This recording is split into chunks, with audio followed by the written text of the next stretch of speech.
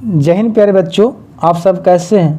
आशा करते हैं आप मस्त होंगी और अपनी तैयारी बेहतर से बेहतर तरीक़ा से कर रहे होंगे।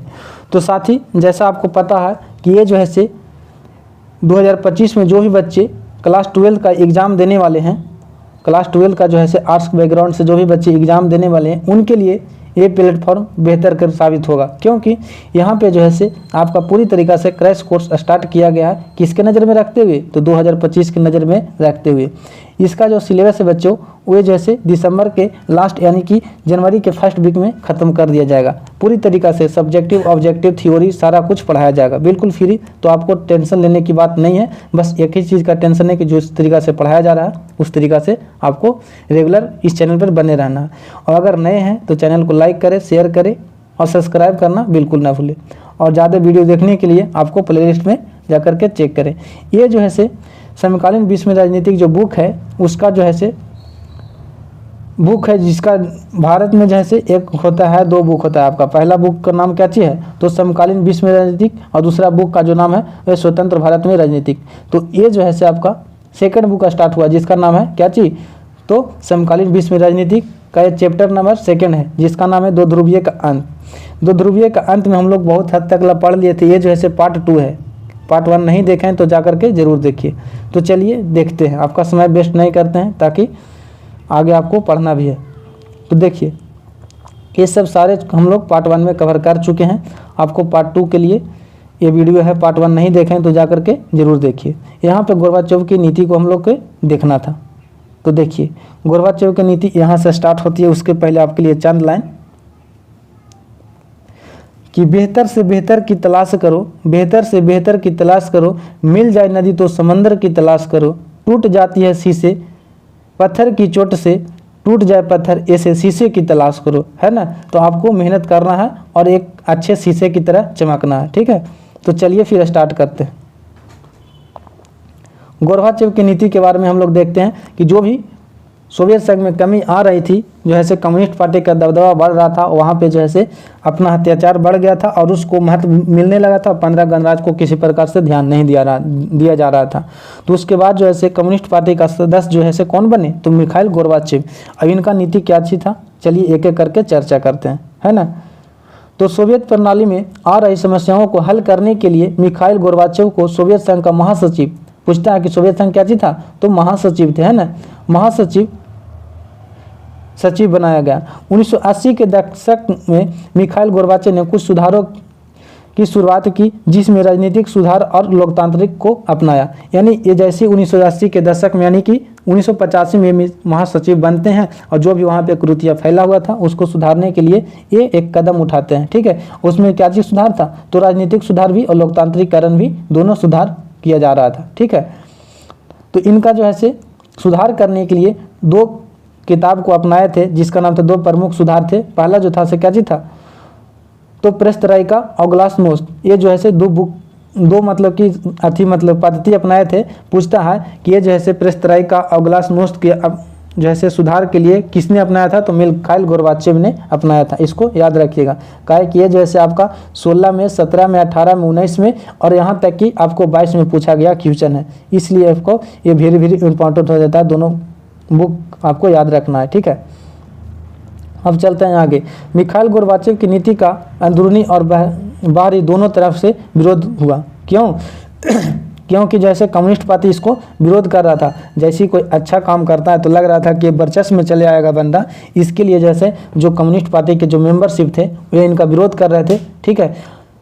ये विरोध कर रहे थे और इसको से जो भी नाराज थे वो भी विरोध कर रहे थे। लेकिन हाँ, आम जनता इनको बहुत सपोर्ट कर रही थी क्योंकि जैसे बहुत अच्छे तरह से काम कर रहे थे, सभी का ध्यान रख रहे थे, ठीक है। 25 दिसंबर 1991 में येल्त्सिन के नेतृत्व में पूर्वी यूरोप के देशों में तथा रूस, पूर्वी नेतृत्व के देश में कौन कौन था? तो रूस था, यूक्रेन था, बेलारूस था, ने सोवियत संघ की समाप्ति की घोषणा कर दी। अब हुआ क्या ना कि जैसा ही ये बने थे तो अपना सुधार कर ही रहे थे, लेकिन जैसे बहुत सारे संकट आने लगी थी और वही संकट के घड़ी में जैसे उसका नेतृत्व कौन कर रहा था? तो येल्त्सिन इनका जो है से सहयोग किया और इन्होंने एक फैसला दिया कि ये जो है से अब सोवियत संघ ज़्यादा दिन तक टिक नहीं पाएगी। इससे अच्छा है कि हम लोग क्या चीज़? तो समाप्ति की घोषणा कर देते हैं। इसमें जैसे पूर्वी यूरोप के देश में कौन कौन थे? तो रूस, यूक्रेन और बेलारूस, ये तीनों जो थे से अपने आप को गणराज्य साबित करने के लिए जैसे उभर आए। तो वही समय जो है से 25 दिसंबर 1991 में जैसे सोवियत संघ को क्या चीज, तो सोवियत संघ को समाप्ति यानी विघटन की बात जो है से सामने उभर करके चली आई। और इसी दिन जो है से क्या चीज, तो मिखाइल गोर्बाचेव अपने अस्तित्व जो ही पद पर आप तैनात थे उस पर जो है से इस्तीफा दे दिए। तो पूछता है कि सोवियत संघ के विघटन कब हुआ था, तो ये छोटा डेट भी पूछ लेता है, इसलिए याद रखिएगा 25 दिसंबर 1991 को। यहाँ पे दो काम हुआ था, एक तो सोवियत संघ का विघटन हो गया था साथ ही, और दूसरा जो है से गोर्बाचेव ने अपना इस्तीफा पत्र दे दिए थे, इस्तीफा पत्र दे दिए थे। 15 नए देशों का उदय हुआ, 15 नए देश का उदय हुआ था। क्यों? क्योंकि जो है 15 जो है देश से मिलकर के जो है सोवियत संघ बना था। ये पिछले वीडियो में बता दिए थे, सारा का लिस्ट में नाम भी बता दिए थे कौन कौन था से, ठीक है।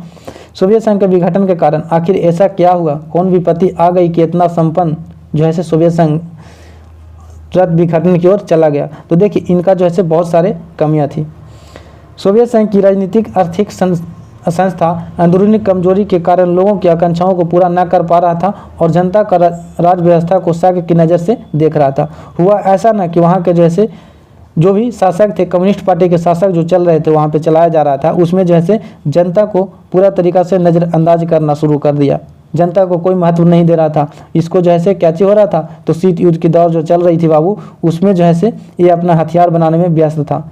क्या हो रहा है अंदरूनी नहीं हो रहा है उसे कोई मतलब नहीं था। और अमेरिका जो था से वह तो मिसाइल बना ही रहा था, उसके साथ साथ जनता के भलाई के लिए अर्थव्यवस्था को भी कायम रखा था। लेकिन ये जो है ऐसा नहीं किया। इन्होंने एक काम और गलत किया कि जैसे प्रौद्योगिकी यानी टेक्नोलॉजी को जैसे प्रौद्योगिकी को नहीं अपनाया। और देखिए जब तक आप टेक्नोलॉजी को नहीं अपनाते हैं तो आपको विकास की ओर जाना मुश्किल हो जाता है, ठीक है। ये इसका गलतियाँ हो गई थी। दूसरा गलती था बाबू कि ये अपने संसाधनों का अधिकांश परमाणु हथियार और सैन्य साजो सामान पर लगाया। जी, ये जनता के छोड़ करके जो है अधिकतर जो है जो भी अर्थव्यवस्था के से जो भी रेवेन्यू कमाई होता था वह सारा जो है परमाणु हथियार पर खर्च करना शुरू कर दिया। ये परमाणु हथियार क्यों बना रहा था, इसको लग रहा था कि हम जो है अमेरिका को हरा देंगे, लेकिन ऐसा नहीं है। अमेरिका को ये हरा नहीं पाया। क्यों? क्योंकि इसको अंदरूनी रूप से जनता भी उब चुकी थी कम्युनिस्ट पार्टी से। अगला पॉइंट है कि अपने संसाधन पूर्वी यूरोप के अनेक पिछलग्गू देशों के विकास पर खर्च किया। एक चीज़ और था कि इसको लग रहा था ना कि पूर्वी यूरोप में जो है देश है वो आपस में आकर के जो है सोवियत संघ से क्या चीज़, तो संधि कर ले। और संधि करने के लिए आपको किसी को अपनाना, उसके पीछे क्या चीज़ होता है, तो उसके पीछे कुछ खर्च करना होगा। जैसे कि आपको एक गर्लफ्रेंड पटाने के लिए उसके पीछे जिस तरीका से पैसा खर्च किया जाता है, उसी प्रकार से देश को एक संगठन में शामिल करने के लिए भी सोवियत संघ ने ऐसा ही किया। एक तो हथियार पर खर्चा कर दिया, दूसरा जो है देश को जैसे संगठन में लाने के लिए उस पर खर्चा कर दिया। और जनता क्या कर रही है नहीं कर रही उससे इसको कोई मतलब नहीं रहा। 4 नंबर है कि कम्युनिस्ट पार्टी ने 70 वर्षों तक शासन किया। कितने साल तक, तो 70 साल तक शासन किया। यह पार्टी अब जनता के प्रति जवाबदार नहीं रही। ये कहता था कि 70 साल तक लोग शासन किया था, लेकिन जनता किसी प्रकार से शिकायत पहुंचाती थी तो वो कहता था कि जनता भाड़ में जाए, हमारा जो है युद्ध की नीति अभी चलेगा बरकरार। उसके बाद है 5 नंबर है कि सोवियत संघ में गतिरोध प्रशासन भारी भ्रष्टाचारी शासन से ज़्यादा खुलेपन लाने की प्रति अनिच्छा।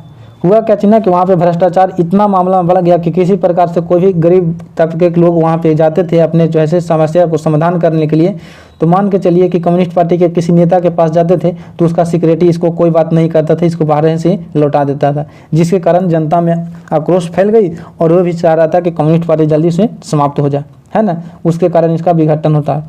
कहते हैं ना, विनाश काले विपरीत बुद्धि का हाल हो गया। ये किसी प्रकार से कोई सुविधा नहीं देख रहा था, बस एक ही इसका नज़र में था कि हम जो है अमेरिका को हरा करके एक ध्रुवीय विश्व कायम करें, लेकिन ऐसा हुआ नहीं, ये खुद टूट गया। उसके बाद है कि पार्टी अधिकारियों को आम नागरिकों से ज़्यादा विशेषाधिकार दिया गया, जिससे आम जनता नाराज हो गई। देखिए, जनता को कम विशेषाधिकार दे दिया गया और आरक्षण के रूप में सबसे ज़्यादा किसको दे दिया गया, तो वहाँ के जो है अधिकारी, जो भी कम्युनिस्ट पार्टी में अधिकारी थे उनको दे दिया गया। सबसे ज़्यादा तो देना चाहिए था जनता को, लेकिन जनता को इससे क्या चीज़ बहुत ज़्यादा नाराज देखने को मिल गई। यही सब जो है विघटन का कारण बना। उसके बाद है गोरबाचेव ने सुधार की नीतियां का ठीक तरह से लागू नहीं कर पाया। जैसे गोरबाचेव तो शुरू में कर ही रहे थे, लेकिन कहते नहीं कि जैसे मोदी जब भी भाषण कर देते हैं कि हम 2 करोड़ नौकरी देंगे और देते हैं, एक को नहीं, कहते हैं पकौड़ा तलो। उसी प्रकार से गोरबाचेव ने जैसे बहुत सारे नीतियों को वहाँ पे ऐलान कर दिया, कुछ हद तक जैसे इन्होंने काम करना भी शुरू किया। लेकिन ऐसा हुआ ना कि जो काम अच्छा कर रहा था तो कम्युनिस्ट पार्टी के जो अंदर के जो नेता थे, जिनको सहयोगी थे, वही विरोध करना शुरू कर दिए। कौन विरोध करना शुरू कर दिए? और जो बिजनेसमैन थे वो भी विरोध करना शुरू कर दिए। कौन विरोध करना शुरू कर दिए? जिस प्रकार से अभी राहुल गांधी का विरोध करते हैं अंबानी अंडानी और मोदी का सपोर्ट करते हैं, उसी प्रकार से इसका भी हुआ था। ठीक है। 8 नंबर है कि राष्ट्रीयता और संप्रभुता के भावों का उभर विघटन का तत्कालीन कारण बन दिया। रीजन था ना कि राष्ट्रीयता और संप्रभुता की भावना आपस में उभर गया था। क्यों? क्योंकि जैसे 1989 में जैसे बर्लिन की दीवार को गिरा दिया गया था। इसी कारण जैसे यहाँ पे पूरी तरीक़ा से घोषणा कर दिया गया था कि जो भी पूर्वी खेमा के संगठन में जो देश शामिल हैं वे अपने स्वतंत्र हैं, आप किसी प्रकार से निर्णय लेने के लिए स्वतंत्र हैं। उन्होंने ऐसा फ़ायदा उठा करके किया क्या ना कि उसको में है संप्रभुता और राष्ट्रीयता की भावना फैल गई। राष्ट्रीयता मतलब क्या होता है? देश प्रेमी हो गया। और संप्रभुता मतलब ऐसा होता है कि जो खुद से निर्णय ले सके। भारत एक संप्रभुता है ना, क्योंकि ये जैसे किसी प्रकार से किसी से सहायता नहीं लेता है। अब सोवियत संघ के विघटन के परिणाम, तो सोवियत संघ के कारण देख लें, विघटन के ये सब कारण रही, लेकिन इसका परिणाम में 3 चरण में पूरा हुआ। कितने चरण में? तो 3 चरण में जैसे सोवियत संघ पूरी तरीक़ा से टूट जाती है। अब चलते हैं एक एक चरण के बारे में हम लोग देख लेते हैं। पहला चरण था कि दूसरी दुनिया का पतन हो गया। दूसरी दुनिया कौन था? तो ये जैसे दूसरी दुनिया में सोवियत संघ आता था। कौन आता था बच्चे? तो सोवियत संघ। सोवियत संघ का पतन हो गया, शीत युद्ध की समाप्ति हो गया। ये पहला चरण था, है ना। उसके बाद है साम्यवादी और पूंजीवादी विचारों की लड़ाई समाप्त हो गई। जो सोवियत संघ लड़ रहा था समाजवादी विचारधारा की तरफ से कि हम समाजवादी की तरफ से सपोर्ट करते हैं, उसका समाप्ति हो गई और अमेरिका वर्चस्व में आ गया यहीं से, और पूंजीवादी विचारधाराओं को उभारा गया। आज देखिएगा कि विश्व में जितना भी देश है लगभग पूंजीवादी अर्थव्यवस्थाएं अपनाता है। यहाँ तक कि हम लोग भारत की खुद की देश की बात करें तो ये भी लगभग मिश्रितवादी तो है, लेकिन झुकाव किधर की तरफ हो गया? तो झुकाव जो बच्चे हो गया वो पूंजीवादी की तरफ हो गया। क्यों? क्योंकि इसी तरीक़ा से तो अभी जो मोदी जो चर्चा में है, उन्होंने जैसे रेलवे के प्राइवेट कर रहा है। ऐसा क्यों कर रहा? वो ये कर रहा है ना कि सेल्फ डिपेंड बने, अपना मालिक खुद बने। ये सारे कंपनियों को बेच रहे हैं इसीलिए, क्योंकि पूंजीवादी की तरफ इनका विचार ज़्यादा अग्रसर हो रहा है। लेकिन आज़ादी के समय ऐसा नहीं था। आज़ादी की तरफ जैसे हम लोग रूस का सहयोग कर रहे थे, रूस हमारा सहयोग कर रहा था, तो समाजवादी की तरफ था। 4 नंबर है कि हथियारों की होड़ की समाप्ति। अब यहाँ पे हथियार भी खत्म हो गया, पूंजीवादी अस्तित्व में हो गया, शीत युद्ध खत्म हो गया था और सोवियत संघ का विघटन हो गया था। दूसरा चरण क्या हुआ? तो दूसरा चरण ये हुआ बच्चे कि विश्व राजनीतिक में शांति संबंध का बदलना। विश्व राजनीतिक में शक्ति संबंध का बदलना। अमेरिका का एक मात्र महाशक्ति में उभर जाना। जैसे सोवियत संघ का विघटन हो गया तो अमेरिका वर्चस्व में आ गया। ये कब की बात हो रही है? तो 1991 की बात है ये।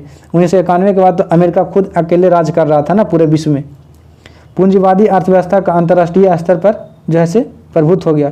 जैसा ही सोवियत संघ का विघटन होता है साथी, तो उसके बाद जैसे पूरे अर्थव्यवस्था में किसका शासन हो गया? तो पूंजीवादी अर्थव्यवस्था का। और इसका नेतृत्व कौन करने लगा? अमेरिका अकेले करने लगा। कौन? तो अमेरिका करने लगा। ठीक है। अमेरिका ने इसी का फ़ायदा उठा करके जैसे क्या किया? तो विश्व बैंक की स्थापना कर दी, अंतर्राष्ट्रीय मुद्रा कोष की स्थापना हो गया, संस्था जैसे विभिन्न देशों में ताकतवर सलाहकार बन गया।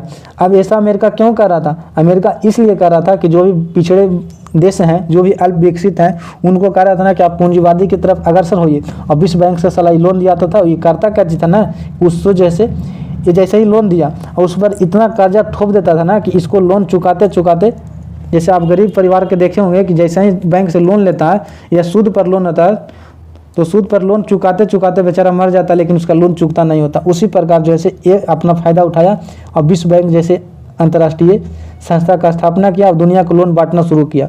इसमें हुआ क्या ना कि सोवियत संघ में जो भी 15 देश शामिल थे, उनमें से बहुत सारे को फूट फोड़ करके जो है उसको किसकी तरफ प्रेरित किया, पूंजीवादी की तरफ से, और ये जो है अपना बैंक से लोन दिवाना शुरू कर दिया।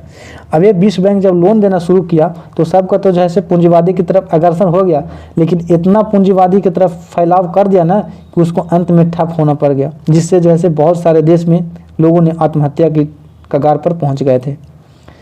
ये जो है अमेरिका का बहुत बड़ा गलत नीति था। उसके बाद है तीसरा चरण क्या था, तो नए देश का उदय और उनकी स्वतंत्रता की पहचान। नए नए देश उदय हो गया, उसको लग रहा था कि अब हम खुद को स्वतंत्र साबित करना चाहते हैं। यूरोपीय संघ से जुड़ा और नाटो का सदस्य बन गया। जो भी पूर्वी गठबंधन में, पूर्वी खेमा में, सोवियत संघ के खेमा में जो भी था उसको क्या जी था, तो इसका लग रहा था कि हम स्वतंत्र हो जाएं। 15 देश टूट गया इसी में। उसके बाद है कि यूरोपीय संघ से जुड़ गए और नाटो के सदस्य बन गए। और नाटो का स्थापना कौन किया था, तो नाटो को जो स्थापना किया था बच्चे, वही अमेरिका ने किया था। कौन, तो अमेरिका ने किया था। कब किया था, तो 1949 में किया था। 1949 में, अगर 1949 ऑप्शन में रहे और चारों ऑप्शन में 1949 रहे तो छोटा डेट भी याद रखिएगा, 4 अप्रैल। कितना अप्रैल, तो 4 अप्रैल 1949 को, ठीक है, स्थापना हुआ था। पश्चिम देशों और अमेरिका और चीन से संबंध बनना। जैसा ही पश्चिम देश तो था ही था, साथ में साथ अमेरिका और चाइना का संबंध बन गया। ऐसा कब हुआ, ये जब अमेरिका और चाइना का संबंध जो है बच्चे वे 1972 में बना, ठीक है। 1970 से ही चल रहा था, लेकिन 1971 में सोवियत संघ यूएनओ का सदस्य बन गया चाइना। 1971 में जैसे यूएनओ का सदस्य बनता है, उसके बाद जैसे अमेरिका के साथ इसका संबंध अच्छा हो जाता है।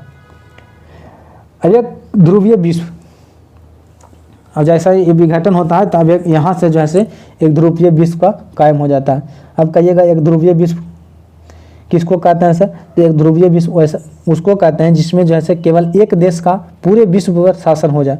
तो ऐसा नेतृत्व कौन कर रहा था, तो अमेरिका कर रहा था। कौन, तो अमेरिका कर रहा था, ठीक है। तो वहीं से एक ध्रुवीय विश्व का शुभारंभ होता है जब विघटन हो जाता है सोवियत संघ के।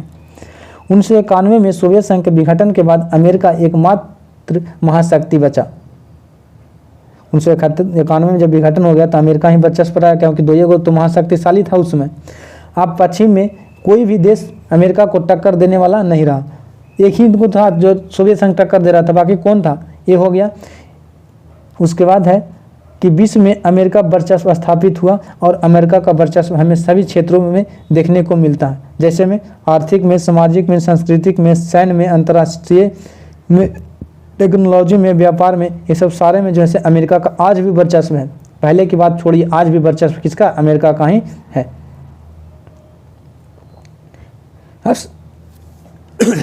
साम्यवादी शासन के बाद शॉक थेरेपी। अब कहते हैं शॉक थेरेपी मतलब क्या चीज होता है, तो शॉक थेरेपी का अर्थ होता है बाबू आघात देकर उपचार करना। ऐसा कौन करता है, तो ये जो है आपके पड़ोसी करते हैं, आपको आघात दे देंगे और उसके बाद जैसे उपचार पहुंचाएंगे। पहले तो मान के चलिए आप पढ़ रहे होंगे तो आपके पिताजी के सामने, माताजी के सामने पड़ोसी जाती होगी और कहेगी ना कि हाँ वो फलाना हमारा बेटवा जो है नौकरी में चला गया। और बाद जब पूरा शिकायत कर लेंगे आपको, और बाद कहेंगे कहा कीजिएगा अभी बचवा छोटा है, आप और उसके बाद बोलेगा कि बचवा छोटा है, लेकिन इतना माइंड में भर दिया कचड़ा ना कि आपके पिताजी का टेंशन हो जाएगा, माताजी का टेंशन हो जाएगा कि मेरे बेटे कुछ करेगा या नहीं करेगा। उसी को शॉक थेरेपी कहते हैं। आघात तो पहले ही दे दिया बच्चे, उसके बाद जैसे उपचार पहुंचाता है। ऐसा कब देखने को मिलता है, जब आपसी में युद्ध होता है। मान के चलिए कि युद्ध आपसी लड़ाई हो गया घर में, ठीक है, और अपने आदमी आपको मार करके आप ही को हॉस्पिटल में ले जाकर उपचार कराएं, तो उसी को होता है आघात पहुंचा कर जैसे उपचार कराना, इसी को शॉक थेरेपी कहते हैं। और ये शॉक थेरेपी कौन चालू किया था, तो अमेरिका ने किया था। ऐसा क्यों किया था, तो देखिए साम्यवादी के पतन के बाद सोवियत संघ के अलग हुए गणराज्यों के विकास के लिए निर्देशित $1 है, एक मॉडल था, ठीक है। वह कहता था ना कि साम्यवादी के पतन के बाद जो सोवियत संघ के अलग गणराज्य हुए हैं उनको विकास के लिए एक मॉडल तैयार किया जिसको नाम था शॉक थेरेपी। यह मॉडल विश्व बैंक अंतर्राष्ट्रीय कोष द्वारा निर्देशित तथा इसमें साम्यवादी व्यवस्था में पूंजीवादी व्यवस्था की तरफ परिवर्तन। एक कहता था ना कि ये शॉक थेरेपी की तरफ आपको विश्व बैंक और अंतर्राष्ट्रीय मुद्रा कोष जो है जो भी पूर्व देशों को खेमा में जो देश था उसको जो है पूंजीवादी के अग्रसर करने के लिए उसमें जो है पूंजी का लोन देगा, उसी को जैसे शॉक थेरेपी के थ्रू देगा। सभी समूह फर्म को निजी फर्म में बदला गया और उद्योगों को निजी हाथों में बेचा गया। अब पूरा जो समूह था वो निजी फर्म की तरफ चला गया। क्यों? क्योंकि अमेरिका यहाँ पे क्या चीज पूंजीवादी स्थापित कर रहा था, ठीक। ठीक है। शॉक थेरेपी की विशेषता, इसका विशेषता क्या जी था, तो इसका विशेषता था साथी मिल्कियत का प्रमुख रूप से राज्य के नियंत्रण में था, उस पर अब निजी स्वामित्व था। जो भी वहाँ के जो था से राज्य के नियंत्रण पहले जो था से अब हो गया निजी अस्तित्व में सामने आ गया, ठीक है।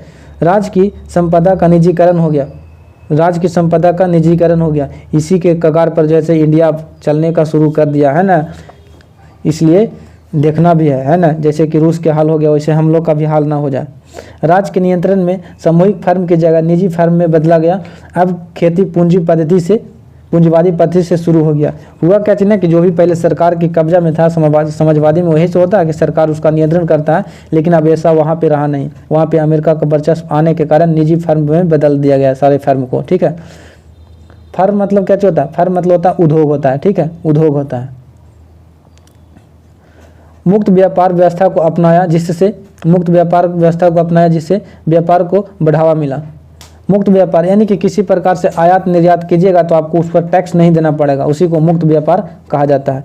एक दूसरे देश की मुद्रा को आपसी परिवर्तनीय, जैसे कि रूस का ही मुद्रा क्या चीज़ था, तो रूस का मुद्रा जो है रूबेल है। क्या चाहिए मेरे साथी, तो रूबेल है ना जी, रूस का मुद्रा रूबेल है। जापान की मुद्रा क्या चाहिए, तो जापान की मुद्रा जो है एन है, तो उसको जो है मुद्रा में परिवर्तन किया गया। पश्चिम देशों के आर्थिक व्यवस्था से जुड़ना और आपसी सहयोग को बढ़ाना। पूंजीवादी के अतिरिक्त किसी भी वैकल्पिक व्यवस्था को स्वीकार नहीं किया गया, ठीक है। अब शॉक थेरेपी के परिणाम क्या हो गया मेरे साथी, शॉक थेरेपी के परिणाम देख लेते हैं, उसके बाद जैसे इस सेशन को समाप्त करेंगे, है ना। तो देख ले शॉक थेरेपी का परिणाम देख लेते हैं, क्या चीज इसको मेथा से। शॉक थेरेपी खतरनाक परिणाम हुआ। रूस का औद्योगिक ढांचा चरमराता गया, पूरी अर्थव्यवस्था तहस नहस हो गई। सरकार द्वारा समाज कल्याण की पूरी व्यवस्था नष्ट हो गई, जिससे जैसे मध्यम मार्ग हाशिए पर आ गई और निम्न वर्ग गहरी खाई में गिर गई।